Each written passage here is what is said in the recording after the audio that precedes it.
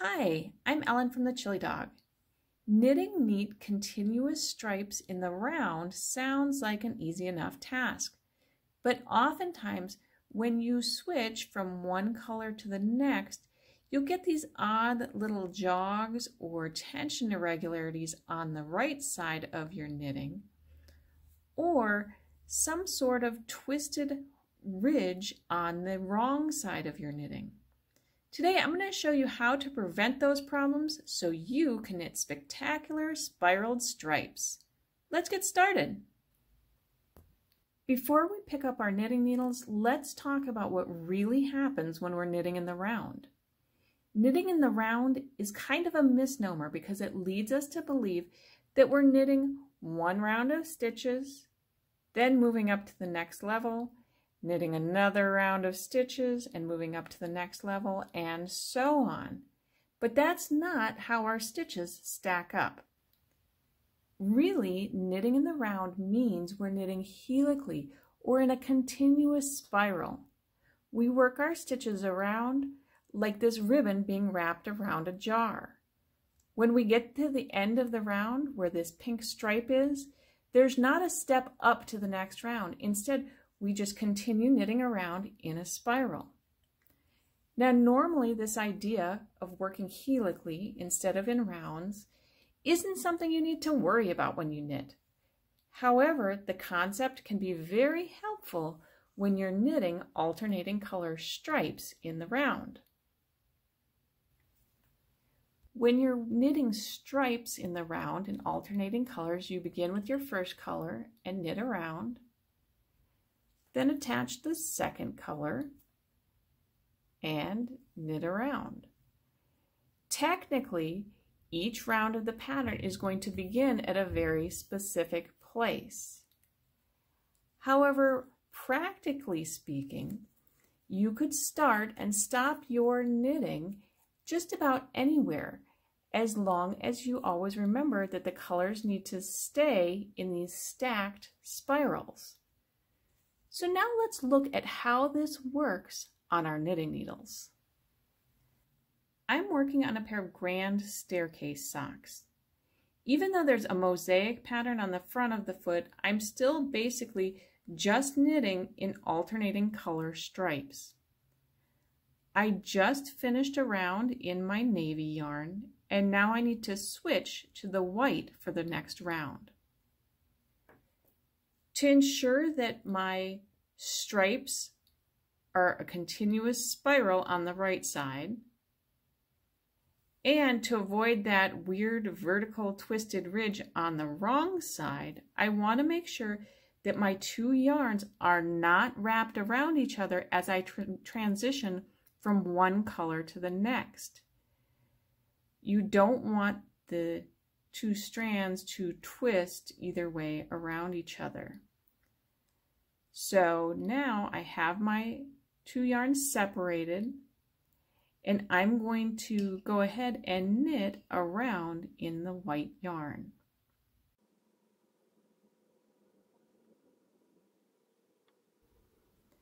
I'm almost to the end of my white round, and I want to show you what can happen with these last few stitches before the color change.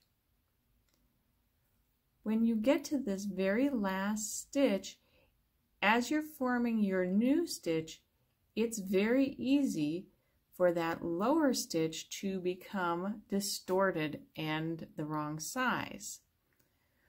With some practice, you can gently pull on that yarn to resize it, and then you would work the next stitch of the round in the next color, remembering that the two yarns shouldn't twist over each other as you're transitioning from one color to the next. Sometimes fixing that weird little tension problem is easier said than done. And when you have a tension issue that happens repeatedly in the same place up a column of stitches, it can lead to laddering, which nobody wants. Instead of stressing about the tension here at the color change, and whether or not your yarns are twisted around each other as you begin the next round, there's a little trick that can make things easier. Instead of knitting all the way to the end of your round, what you want to do is stop 3 or 4 stitches before the color change. Then drop your working yarn, slip purlwise those 3 or 4 stitches until you get to your next working yarn. And you've avoided that weird tension issue. And also, as you transition to working in the next color, the 2 yarns are separated, so it's a lot easier to make sure that they're not twisted around each other. So I'm going to knit around in the navy, and then I'll show you one more time what happens here when I get to the transition. Again, as I'm working my next stripe, instead of working all the way to the end of the round, which happens at the side of the sock, instead I'm going to stop 3 or 4 stitches before the color change so I can avoid any weird tension issues. I'll let go of the yarn that I'm working with, slip those 3 or 4 stitches purlwise until I reach my new working yarn, and then I can continue on knitting.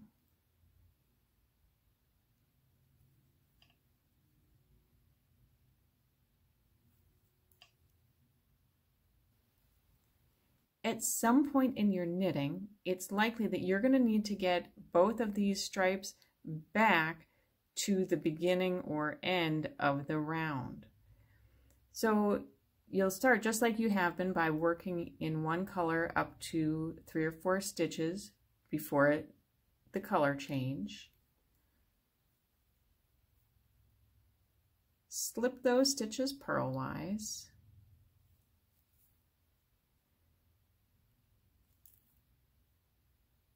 Then knit in the next color to the end of the round.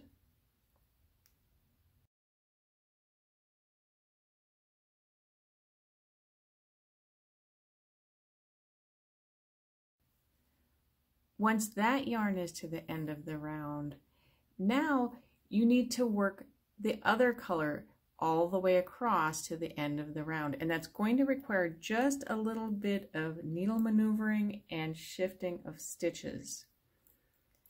So I'm going to move my needles just a little bit here, and what I need to do is just to slip these stitches, the blue ones, from the left needle onto my right needle so that I can continue knitting, because clearly I couldn't just pick up and start knitting right here. So instead, I'm just going to slip these stitches again purlwise until I get to my working yarn.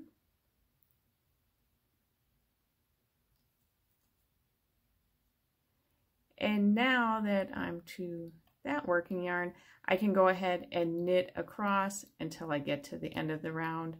And then I will have both of the stripes at the end or the beginning of the round, depending on how you think of it, so that I could do whatever is next in my pattern. I hope you enjoyed learning how to knit alternating helical stripes without jogs or tension irregularities. If you did, make sure to give this video a thumbs up. If you're ready to try this technique in a pattern, head over to the shop section of thechilidog.com and look for my grand staircase socks. Until we stitch again, happy knitting!